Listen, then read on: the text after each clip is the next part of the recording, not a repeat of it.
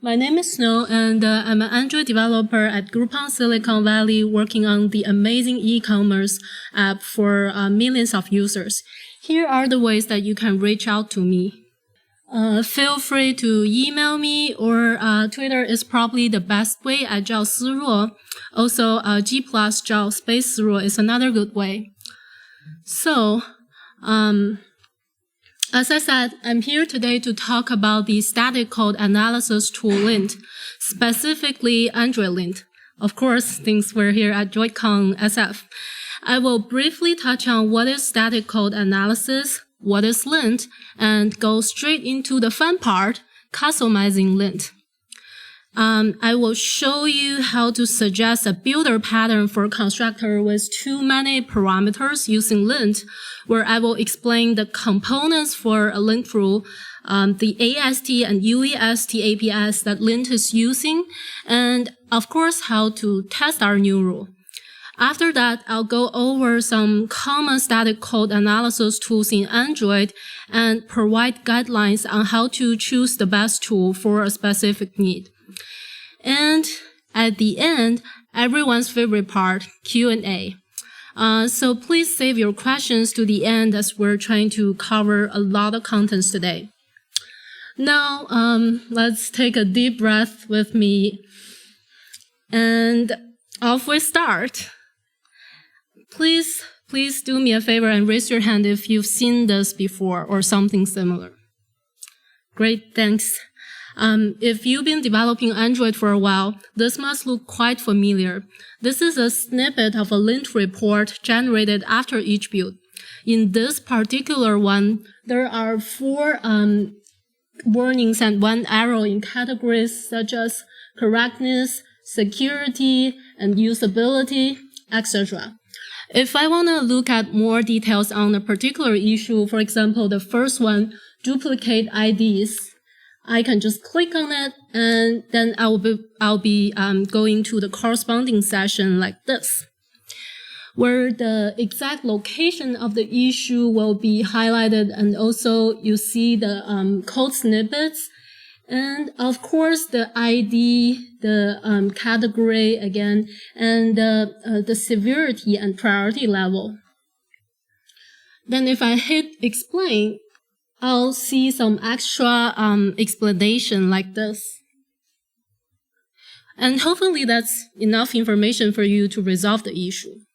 This is a built-in check Lint report, but we also have all these same functionalities for custom checks, as you'll see later in the coding example. Now, are you ready for the magic for custom Lint rule? And we'll look at that specifically in the IDE editor session. So this is a Lint rule that I originally implemented for our app when we switched to Retrofit for network call. It forbids the use of leading slash in front of the endpoint. So you are able to preserve the full URLs. Now, this is in the process of open sourcing, and I will post it as soon as it's online, probably on my Twitter. So you're very welcome to add this simple yet very, very useful check if you're using Retrofit as well. As you see in the video, just like a built-in Lint check, you not only is the arrow highlighted, you'll also be able to apply a fix with one simple click, like this. Is it played? Okay, so here it highlights the problem and also show an error message. And then if I hit replace, you see that the leading slash is gone. So that's nice. And if you somehow miss this in the Android Studio editor, then Lint will still yell at you during build time in the Lint report we just saw the first slides. Well, Lint is a static code analysis tool. So what is a static code analysis tool? Very simple. Static code analysis tool is just an automatic static code review during the implementation phase. And it can be performed by various static code analysis tools, such as CATS. Well, say hi to my cat, Mika. Actually, maybe it's the time to reveal the secret that my cat is the one who actually reviewed my colleagues' PRs. So I have more time to do some fun stuff like Lint. And that worked out great. Well, go back to static code analysis. It helps to eliminate potential bugs and thus improve code quality. Although computer science itself has a very short history, static code analysis has been around since the 70s. Nowadays, more and more static code analysis tools are moving into the IDEs, which allows on-the-go checks. Android Lint is one of the most integrated, and it's just like a 24/7 lifeguard who's always there to help us to be closer to the perfect engineering approach. So Lint is Google's in-house solution, the static code analysis tool tailored for Android. It is built by Tor Norby from the Toolkit team. You have probably heard from him in the podcast Android Developer Backstage. He's one of the co-hosts with Chat House who did the opening for this conference and a lot of other conferences. And if you have not heard about this podcast, I strongly recommend this to every Android developer. Since Lint was built for Android, many checks have strong flavor of this operating system, such as missing permissions or too deep layout. I think the default maximum depth is 10, but you can also configure it using environment variables. I think 5 would probably be allowed already. And some other checks are use apply instead of commit for shared preference, or right-to-left compatibility enforcement, which is very useful if you're building an international app. A fun fact of where the name Lint came from. As I mentioned before, static code analysis dated back in the 70s, and the Lint tool for Unix V7 in 1979 is one of the pioneers. According to Tor, he named the Android Lint so to be an homage to the original, and also then people would understand what it is, a static checker. Lint was first introduced in ADT 16 in 2012 with around like 100 checks, and now it has nearly 300 checks already. Feel free to check out the official guide and the list of built-in checks there. So what are you waiting for? Integrate Lint with your Android Studio, with your Android project now. So what do you have to do for that? Well, as you might already know, you don't have to do anything, nothing. The built-in checks came with ADT, like I said, so you could just be sleepy like my cat when you're setting up the project and still get all the 200 plus checks for free. Wait a second though, does that mean that you're stuck with the right to check left forever? Well, even though you only want to build a simple English-only app. Well, then we'll have to talk about Lint configurations. You can configure Lint on different levels. You can do it globally, which is the entire project, or a specific project module, or like your production module, or text module, or even on the open files or the current files. And today I'll show two methods that I use the most and also recommend the most in practice. The first one applies to one single place in the code. Let's go back to the example of our retrofit lint rule. Instead of fixing it, I can also choose to suppress it. So it won't yell at me during the building time, but I still have all the other places in my code checked. And then, again, all I need to do here is a simple click. So let's look at the video. See? I have suppressed lint there, and it's on. So this is how you can disable it in a certain place. Next is my favorite, and it's probably the most powerful way, lint.xml. This is the snippet of the lint.xml for the Groupon app. It is on the root level of the project. As you can see, I can choose to ignore an issue by changing the severity level. I can also bump up the severity level, of course. And next, I can also choose to ignore some paths for an issue. This is particularly useful if you have an app that's been there for a while. I got this question a lot when people ask me, hey, I have this app that's been there for like 10 years, or, well, Android's only there for 10 years. But when Lint was introduced, I got like 1,000 errors, and I have to disable Lint.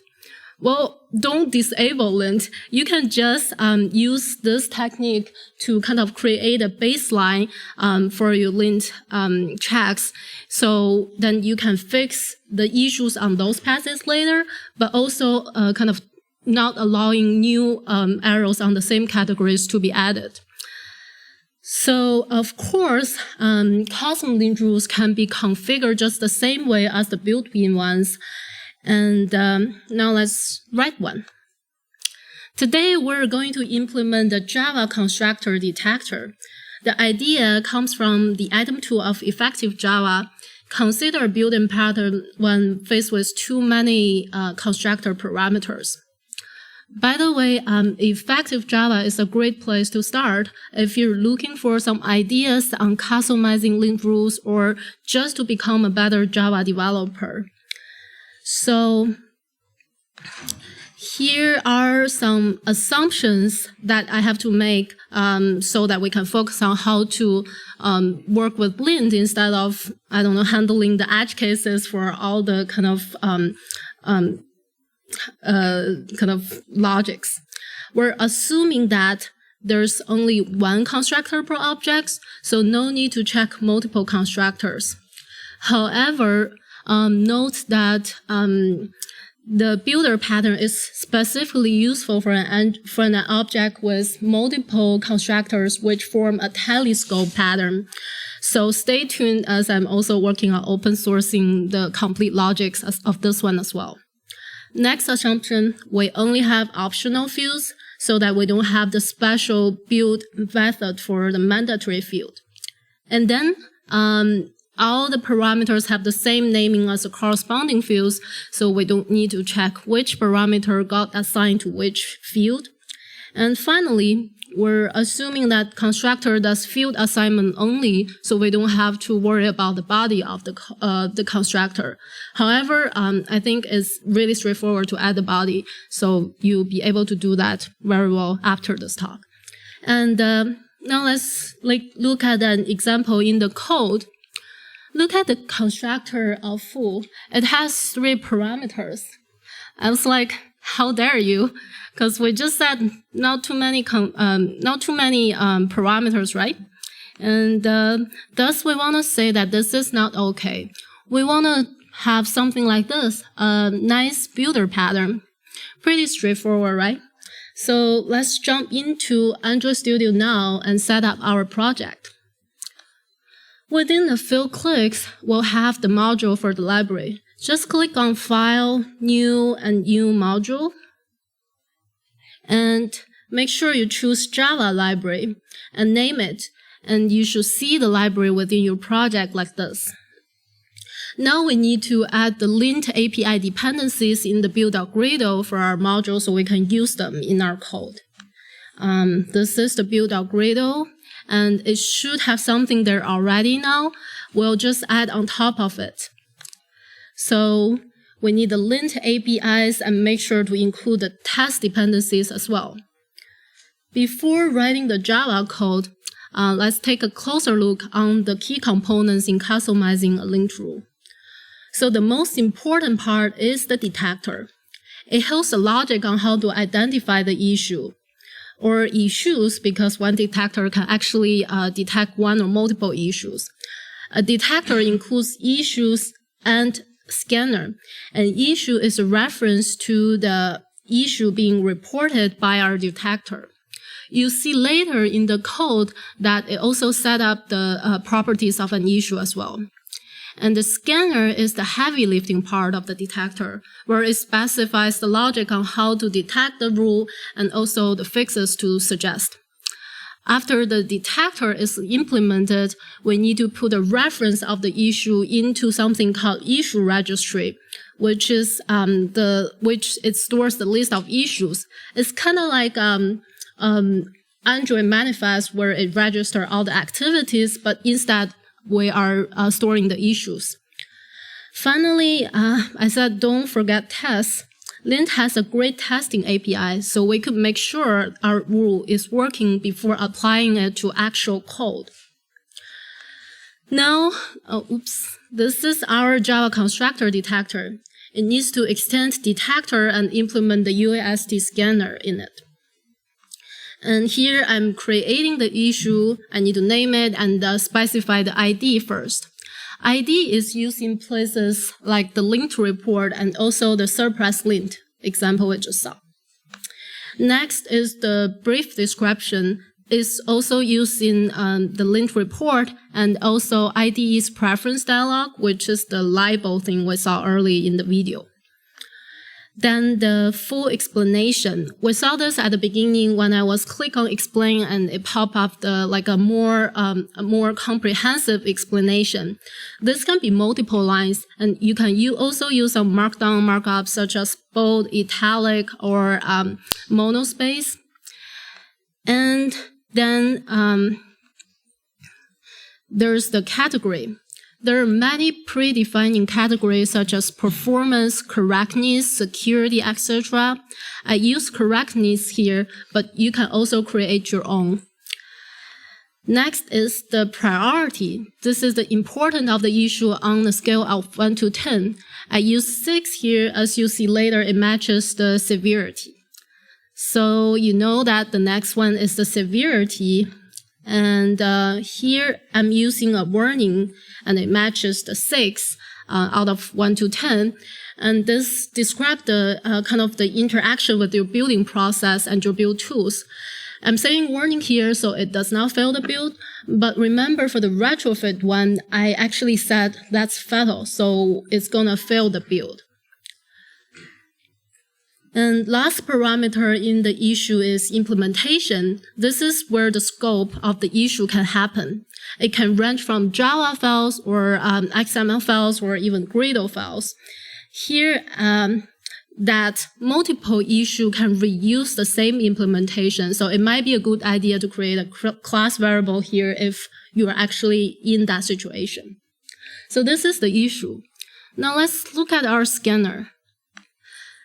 To help better understanding the logistics behind Lint Scanner, I need to clarify 2 important concepts, AST and UAST. AST, or abstract syntax tree, is a tree representation of the abstract syntactic structure of source code for certain programming language. I know that's kind of twisted, but this is like, this does really sound familiar for mobile developers, but they are actually rooted deeply in each compiling we do every day. This is basically how a compiler sees our code. And we're saying that in this tree, each tree node is a logic component, and we use the word abstract because it doesn't include all the details in the source code. For example, semicolons, braces, or parentheses are usually excluded. And here I have an example on how the AST looks for the expression b not equals to 0. So here you see that I have b, and that's the log. That's a comparator, and then we have 0. This is pretty straightforward, but this is only part of an AST tree. And what does the whole tree look like? So I want you to think what does this tree represents. So we have while b not equals to 0. And then in the body of the while loop, we compares a and b. And if a is greater than b, we're assigning a equals to a minus b. Otherwise, we'll assign b equals to b minus a. And if we ever get out of the loop, I'm saying that return a. So it looks like a big tree, but it's really just a few lines of code like this. This is the famous Euclidean algorithm. It gives the largest common divisor and also a great example for AST. So feel free to look at it. Now it should be easy to understand UAST as we already learned what is AST. UAST, or Universal Abstract Syntax Tree, is a tree representation of the abstract syntactic structure of source code for several programming languages instead of one. This exists because some languages are similar in terms of syntactic structure. For example, the Euclidean one we just saw can represent both Java and C. And in our context, Kotlin is written by a group of magnificent Java developers, so it resembles Java in a lot of different ways. And thus, the UAST for Android Lint applies for both Kotlin and Java. Originally, Android uses the Lombok AST API to describe Java files, and then in 2.2 it switched over to PSI, and now UAST is added as to support Kotlin. The UAST library for Android Lint is developed by JetBrains. Some of the commonly used elements are UElement, which is the common interface for all UAST elements, and then UClass, UField, UMethod, and etc. So this is really straightforward, but remember that PSI API or Sci API, also from JetBrains, still coexist with UAST. And this is very helpful, as you see sooner in our scanner for some Java-specific functionalities. The elements are quite similar to UAST ones. We have PSI elements, which is also the common interface for all PSI projects, PSI class, PSI field, PSI method, and etc. I also have a link of the official APIs here for you to look at. And now go back to our constructor example. What does the tree or UAST looks like for this example? Note the mixed use of PSI and UAST. So we have an object that probably has some fields, and the constructor, and some methods probably. And we're only caring about the constructor in this case, which might have some parameter, and in real life, it probably have a body as well. Now let's go back to our Java constructor detector, and we need to override the get applicable UAST types and return UClass as we can, so that we can inspect its constructor. Also, we need to override the create UAST handler in UAST scanner.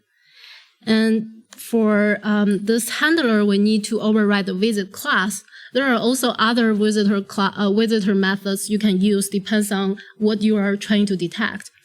There are many, so we need to make sure that we're not calling super, as you see here that actually returns an arrow. But before UAST, when we were with PSI, we have to call super every time. So also note that here we're at the object level in terms of our UAST.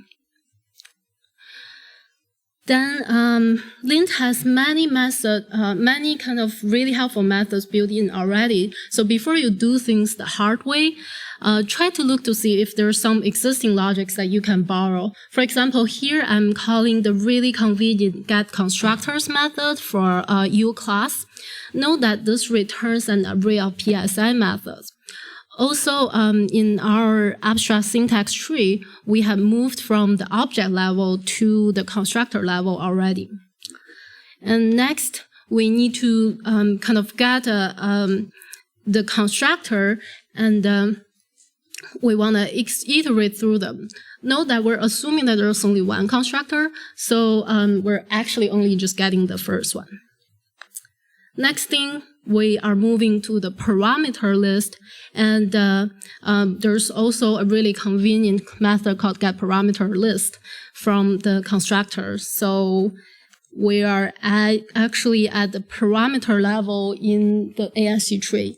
So we're only actually going 3 levels down an AST in this example, but they can be quite deep in practice. So here I'm saying that we don't want any more than 2 parameters. And otherwise, I'll report to Lint with our issue ID, the scope which is the PSI element, and location, and also a brief description of the issue. Now we have the scanner already. We need to register our issue in the issue registry, as we said. Issue registry is really straightforward comparing to the detector. We extend the issue registry, create a constructor, and then we create the issue list and add our custom lint issue in it. In this case, we only have one, but in practice, you might have multiple.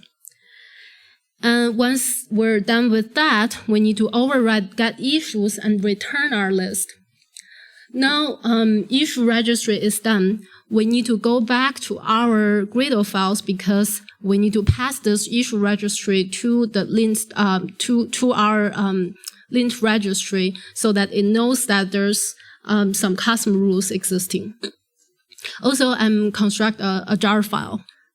That's really standard process. So I also need a task, copy lint jar, to put our custom rules in the Android Lint folder. And here is the command to do that. You can also add this jar to your app or publish to Maven or JCenter. I have put a link in the resources page on how to do that. And now let's test our new rule. As I said, Lint has a great API for testing. We just need to extend Lint detector test, and we want to override get detector and return the detector that we want to test. And we want to override the get issues, passing the 2 many parameters issue. And I also like to override the allow compilation errors and return true, because you see later that we need to actually create some test code. And in this way, I don't have to worry about having a perfect test code. So now let's test the simple case of no argument constructor. In this case, it's okay, so we should not expect any lint error. Like I said, we need to create some test code. So here I'm specifying the language as Java, and the code is actually just a list of strings. So here is the code. You can see that there's no parameter for the constructor. In this case, we're expecting no warnings. What I did is I just do lint.files and pass in the Java source code we just created. And I also do allow missing SDK to true for the same reason that we're overriding the allowing compilation errors, and then run, and I'm expecting no warnings. Then is the 3 parameters constructor case. In this case, you can see that there's three parameters in the constructor, and thus we're expecting some warnings, of course. Be very careful with the format of the warning message here, though, I think probably the best way is just to run it once and see the actual output. So this is the test for the detector. The test for the issue registry is just really straightforward, nothing different than a regular unit test, and you get it by taking a glance of the GitHub project that I'll post later. So now we have the detector, we have the issue registry, we have our test. We just need to run it. And you see, yeah, I'm success. Well, let's try it in some actual code. So this is a full object with 3 parameters in its constructor. Let's look at how it works. So you see that it actually throws the error message. Works great. Are we done? Well, like I said before, in Gradle 3.0, Lint actually introduces the fix for customized lint rule as well. Right now, it's limited to like replacing text at the error location or replacing some attributes in XML. Fortunately, that works well for most cases, and so is our case. So I'll now show you how to suggest a builder pattern. Let's go back to our handler where we have the visit class method. Now it looks like this. But to add the fix, I need to construct the lint fix object. For this example, I'm saying that I just want to replace the text of the constructor with a helper method, with the code that generated by the helper method. And in this case, I'll say I don't want to reformat it and build. So you can see that the fix is actually using the builder pattern as well. So you should definitely do it. And also, don't forget, at the context of report, we need to provide the fix. At the end as a parameter. So here is the helper method that I'm using to generate the code. It's actually several helper methods.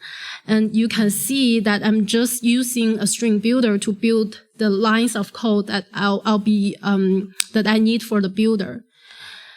You see here that it's actually quite tedious work to generate a simple line of code, but I did this so that we can focus on using lint instead of like how to generate code. And fortunately, there's a great library called JavaPoint by Square that generates Java code conveniently, so you don't have to have like thousands of lines to generate, one line of Java code. So now we added the fix in the detector.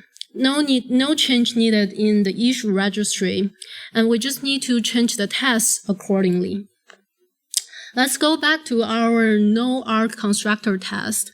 Here, I'm saying I'm expecting no warnings, but at the same time, I'm also expecting no fixed diffs. It looks like this. We just need to append that at the end.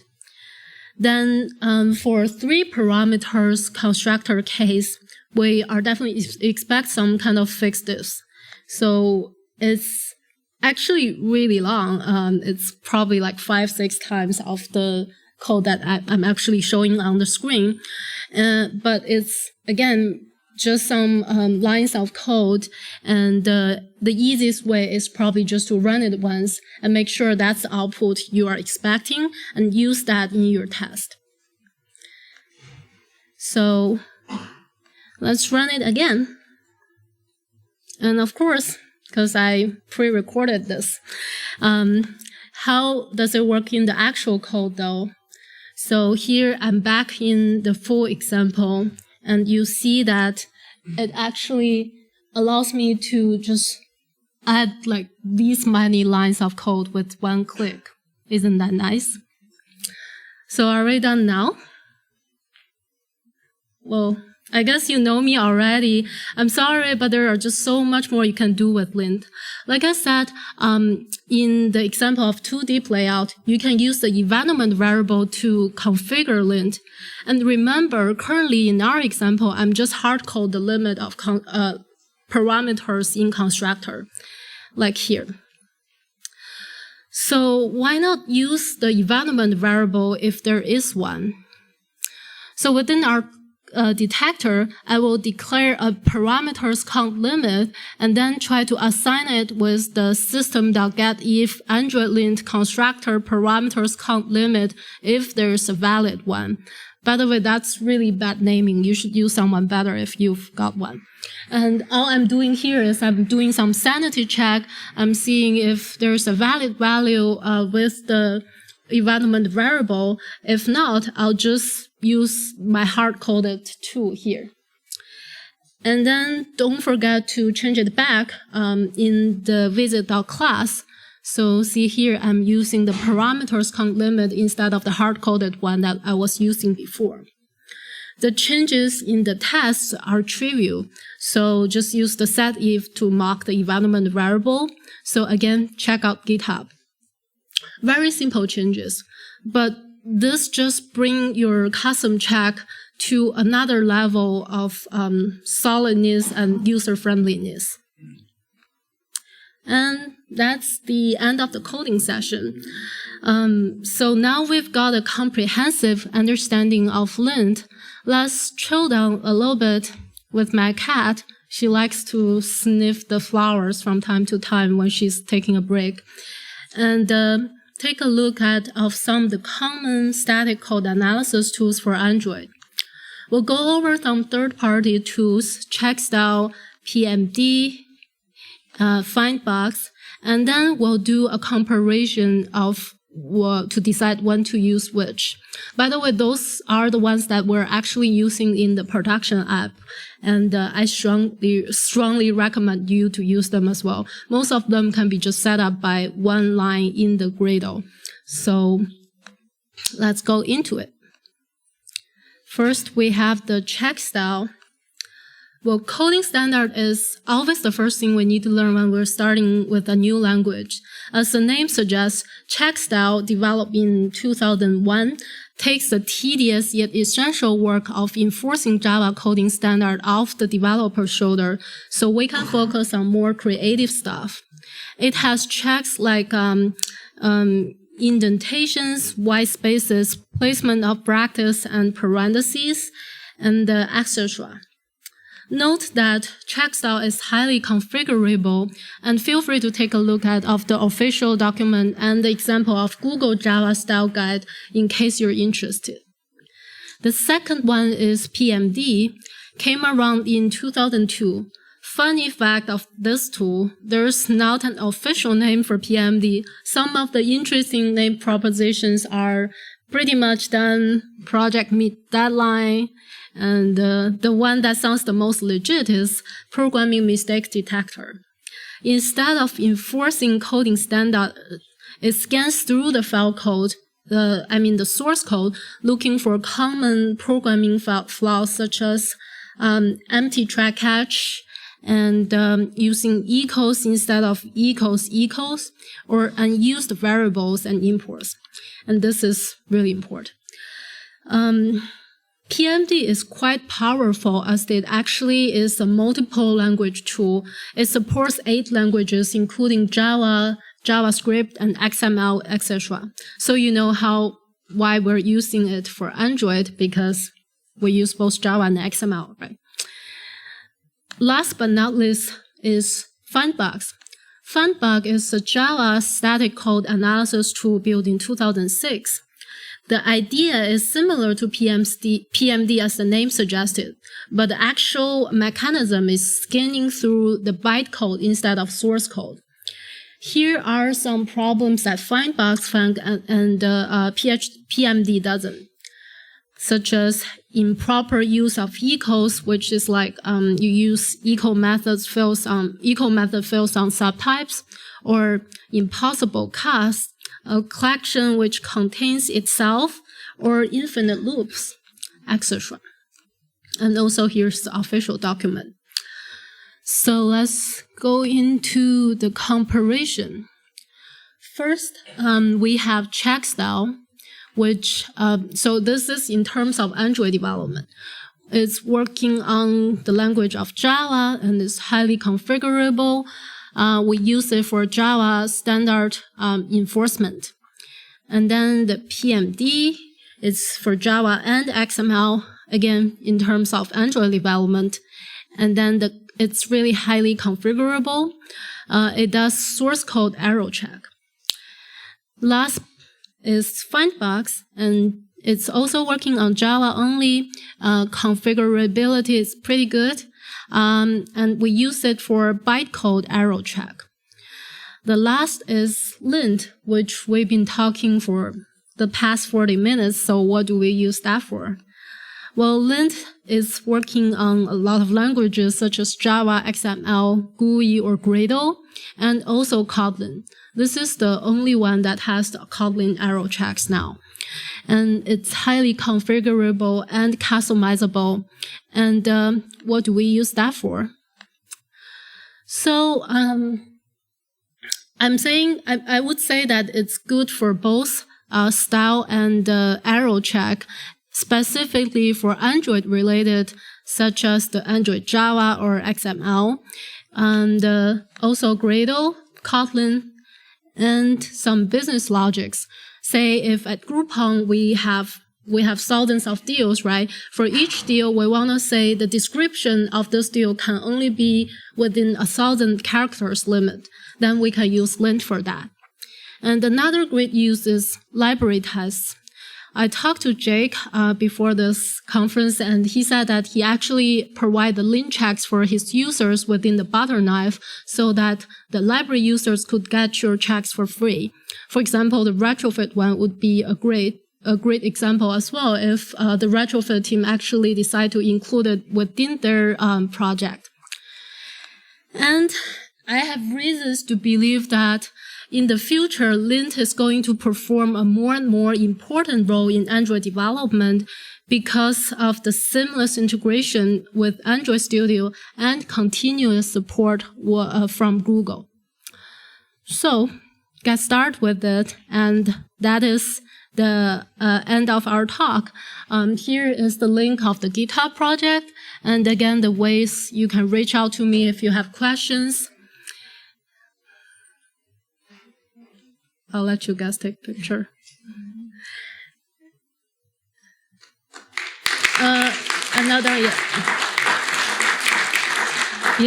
So I have one more cat picture in case you're not too bored. So yeah, my cat is ready to test water. How about you? And before Q&A, Groupon is hiring, and we always open our doors to great engineers. If you're interested, reach me out at any time for more details. And questions. By the way, if you have questions, could you line up in the mic there so everyone else can hear it? No questions. Okay. What kind of rules do you have to decide when it makes sense to create a lint rule? And because I mean, you can think about a lot of things that are wrong that you can write a link tool for it, but how do you decide which ones make sense and which ones doesn't? Yeah, so that's a great question. Actually, I would say this would be similar to when you decide to use a library. You have to weigh the cost and benefits of using that library or implement the lint rule. So if you think that the time and effort you put in implementing this lint rule is going to save you more time in actual kind of work, then I would say go ahead. Otherwise, if you think that's something that's not going to repeat a lot, I would say just don't waste your time unless you want to practice your skills on writing lint. Does that answer your question? Okay, next. You said that lint comes automatically built into Studio. Is it automatically running without pulling in the dependencies that you showed us? And like the report you showed at the beginning, is that available out of the box? Mm-hmm. Yeah, so it's automatically turned on. You can turn it off though, although I'll say don't turn it off. If you want to disable for something, you just use the lint.xml or suppress lint, but it's actually automatically running every time you compile. So where do we find the report? If you have an arrow, it's going to pop up. Or you can also, I think there in the IDE, you have something called inspect code. And if you click on that, that's going to kind of run the command line basically of Gradle Lint certain project. And then you'll be able to see the report there. Thank you. Does that answer your question? Tricky. Hi. It's too high. I have a question about the UAST. So you were going through the different nodes and the elements. Is there a tool that you can actually see the whole tree so that I know which node to look at? So if can I give it some Java code and then it will spit out the tree so I know which node I should be checking for the lint? That's a great question. I would think it's a good feature for Tor to add. But if you're trying to get familiar with AST and UAST, I think PMD actually has kind of a tutorial session of the tree in their official documentation. I can send you the link at the end of the session. And I'm afraid that there's nothing like that available for Lint right now. Okay, thank you. Thanks. So suppose we have like thousands of warnings at the moment in the repo. and my team don't have enough time to solve it. Is there any way to just have Lint report new warnings? Yeah, there's actually a way of doing that. You can see it in the Lint configuration page. I can send you the link at the end of the session. But you can also use the Lint.xml thing, which I showed earlier, to do that. And like I said before, don't turn it off. Don't just turn it off completely. And any more questions? That's it. And we're right on time. Thank you, everyone, for coming, and enjoy the rest of the conference.